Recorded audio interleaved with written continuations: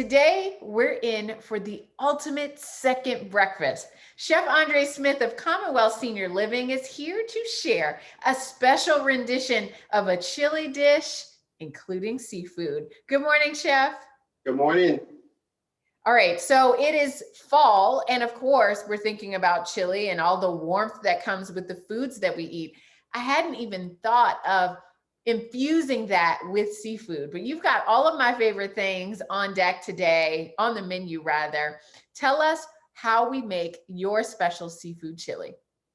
Yes, so usually when you think of chilies, you're thinking about chicken chili, you're thinking about beef chili, you're thinking about sausage chili.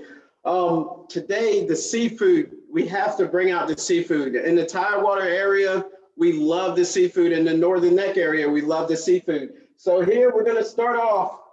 Of course, you gotta have your beans. If you don't have your beans, you know it's not chili. Also, the feature of the dish is gonna be our seafood. We have shrimp, we have mussels, and we have crab. We have crab meat. I have a Chesapeake Bay spice. I have cumin, tomato paste. We have chili powder, garlic, fresh basil, diced tomatoes, tomato sauce. Right now I'm sauteing our onions and jalapenos.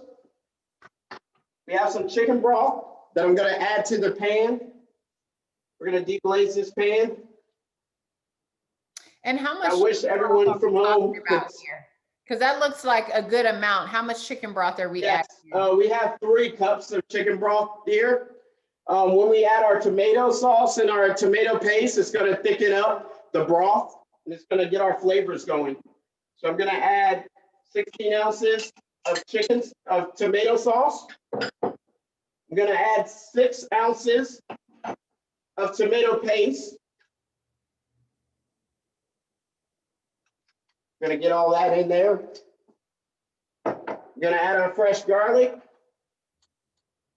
We're gonna just get this simmering. We're gonna add our tomatoes. We're gonna start to add our seasonings.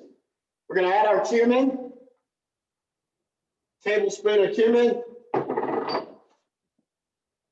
tablespoon of chili powder. We're gonna just let that simmer. You're gonna let that simmer for 30 minutes. You want all the flavors to come together. Everyone knows chilies, they gotta be hearty, thick, stick to your ribs. So this is really interesting because when you make other types of chili, you typically are gonna, brown the meat, start preparing the meat, and then kind of put things on top of that. But because you're working with seafood that cooks a little bit faster, preparing everything and then adding the seafood. Oh yes. We do that because when you deal with seafood, you almost want to poach your seafood. We're not doing shrimp scampi or anything, so we don't want to saute our shrimp and things like that. But for these purposes, I did cook the shrimp in advance. Of course, if you're doing this dish from home, you want to poach your shrimp inside the broth. You want to build those flavors up. Okay, so you would kind of start preparing the seafood if you were doing it at home. That's interesting. Yes. Not too much because we don't want it to be too overcooked. Oh yes. Oh yes. So I'm going to switch out, and we have 30 minutes.